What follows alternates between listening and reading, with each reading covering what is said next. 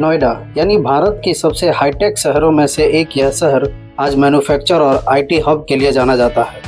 उत्तर प्रदेश के गौतम बुद्ध नगर डिस्ट्रिक्ट में बसा इस सिटी में आज वर्ल्ड क्लास इंफ्रास्ट्रक्चर और नेटवर्क के साथ एयरपोर्ट, मेट्रो और वर्ल्ड के बड़े मल्टीनेशनल कंपनियों के ऑफिस यहाँ मौजूद हैं।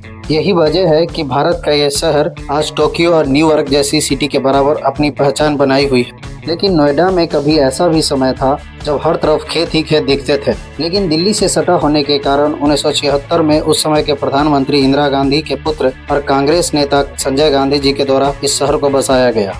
उस समय दिल्ली में बढ़ते प्रदूषण और इंडस्ट्री के लिए घटते जमीन के वजह से संजय गांधी जी ने दिल्ली के इंडस्ट्रियल एरिया को नोएडा शिफ्ट करने का प्लान बनाया। उसके बाद जितने भी मल्टीनेशनल कंपनी है वो नोएडा में शिफ्ट होने लगे। यानी आप ये कह सकते हैं कि दिल्ली को जो भी रिक्वायरमेंट थी उसे नोएडा फुलफिल कर रहा था। यही वजह है कि नोएडा को दिल्ली एनसीआर का पार्ट बनाया गया। लेकिन समय के साथ साथ नोएडा भी कंजेस्टेड होने लगा, जिसके बाद ग्रेटर नोएडा को बसाया गया। उस समय किसी ने सोचा नहीं था कि नोएडा आने वाले दिनों में मुंबई, बेंगलुरु, सूरत और गुड़गांव का सबसे बड़ा कंपटीटर बनेगा। शुरू में गवर्नमेंट का प्लान नोएडा को मैन्युफैक्चर हब बनाने का था, लेकिन लेट 2000 के बाद आईटी सेक्टर भी बूम करने लगा, जब कई सारे मल्टीनेशनल कंपनी यहाँ शिफ्ट होने लगे। पिछले कुछ सालों में सरकार के द्वारा उठाए गए स्टेप के वजह से manufacture company, IT company, data centre, telecom equipment कंपनियों के लिए नोएडा हॉट स्पॉट बनकर उभर रहा। आज भारत में जितने भी मोबाइल मैन्युफैक्चर होते हैं उसमें 40% नोएडा में होता है। साथ ही जितने भी मोबाइल के पार्ट मैन्युफैक्चर भारत में होते हैं उसमें नोएडा का शेयर 55% है। अगर नोएडा का ग्रोथ इसी तरीके से होता रहा तो नोएडा बहुत जल्द मैन्युफैक्चर सेक्टर में ग्लोबल हब बनकर उभर सकता है। वही एक्सपर्ट का भी मानना है कि नोएडा के पास ग्लोबली हब बनने का पोटेंशियल है। जैसे नोएडा का infrastructure, ever incoming international airport. यही वजह है कि डिक्सन कंपनी अपने 8 यूनिट प्लांट पर काम कर रहा है और अगले 3 यूनिट पर प्लान बना रहा है। तो वहीं Yotta company 3 lakh square feet का डाटा सेंटर ग्रेटर नोएडा में एस्टेब्लिश कर रहा है, जिससे लगभग 30,000 करोड़ का इन्वेस्टमेंट होगा, जबकि वेबवर्क्स 500 करोड़ का इन्वेस्टमेंट कर रही है। साथ ही इंजीनियरिंग कंपनी जैक्सन भी डाटा सेंटर पार्क बना रही है। तो वहीं SST global data centre private limited भी लगभग 1900 करोड़ का इन्वेस्टमेंट कर रही है। तो एनटीटी कंपनी भी अपने मौजूदा प्लान को एक्सटेंड कर रही है। साथ में कुछ कंपनी ऐसे भी हैं जो रोबोट और ड्रोन का मैन्युफैक्चर कर रहे हैं, जिसे अपने प्रोडक्ट का डिलीवर आसानी से कस्टमर के पास कर सके। तो वहीं मोबाइल कंपनियों की बात की जाए तो सैमसंग, डेक्सन, एलजी, ओप्पो, लावा और वीवो जैसे कंपनियां अपने प्लांट्स को और बढ़ाना चाहती है। तो वहीं सैमसंग मैन्युफैक्चरिंग कंपनी वर्ल्ड की सबसे बड़ी मैन्युफैक्चरिंग मोबाइल कंपनी नोएडा में ही शिफ्ट किए हुए है।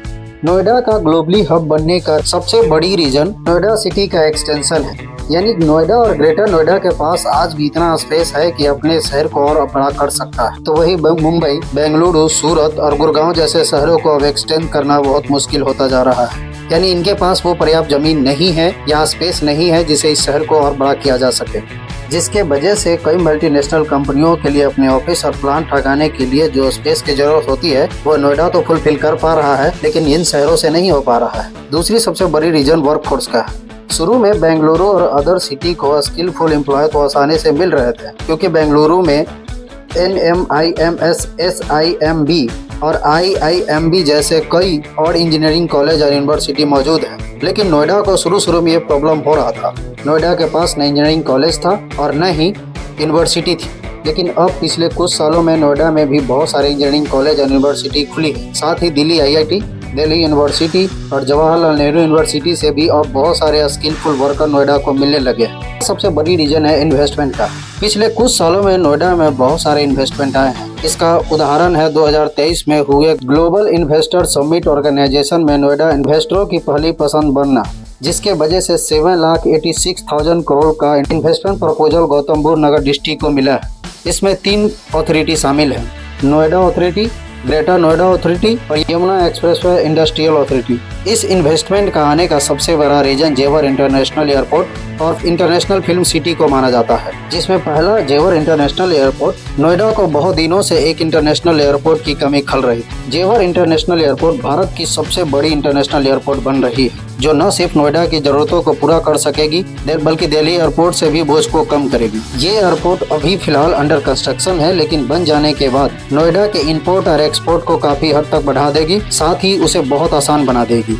एक अनुमान के मुताबिक इस एयरपोर्ट को बन जाने से नोएडा में 35,000 करोड़ का इन्वेस्टमेंट इस एयरपोर्ट के वजह से नोएडा में आएगा। साथ ही यहाँ इंटरनेशनल एयरपोर्ट के बन जाने से यहाँ रियल एस्टेट के दाम भी काफी हाई हो जाएंगे। दूसरा है international film city. Film city का नाम सुनते ही हमारे दिमाग में सबसे पहले साउथ इंडियन फिल्म सिटी या मुंबई फिल्म सिटी का नाम आता है, जिसमें रामोजी फिल्म सिटीज दुनिया का सबसे बड़ी फिल्म सिटी हैदराबाद में स्थित है। भारत के किसी भी नॉर्थ ईस्ट स्टेट में कोई भी फिल्म सिटी नहीं, लेकिन उत्तर प्रदेश के चीफ मिनिस्टर योगी आदित्यनाथ जी ने अपने एक चुनावी वादों में कहा था कि उनकी सरकार बनने के बाद वो भी एक इंटरनेशनल फिल्म सिटी का निर्माण यूपी में करवाएंगे, जिसके बाद वो खुद फिल्म एडमिनिस्ट्रेशन से मिल करके 1000 एकड़ में फिल्म सिटी का निर्माण करा रहे हैं। इस फिल्म सिटी के निर्माण हो जाने के बाद गवर्नमेंट को हाई रेवेन्यू जनरेट होगा, साथ ही नोएडा के डेवलपमेंट में भी बहुत अहम भूमिका निभाएगा।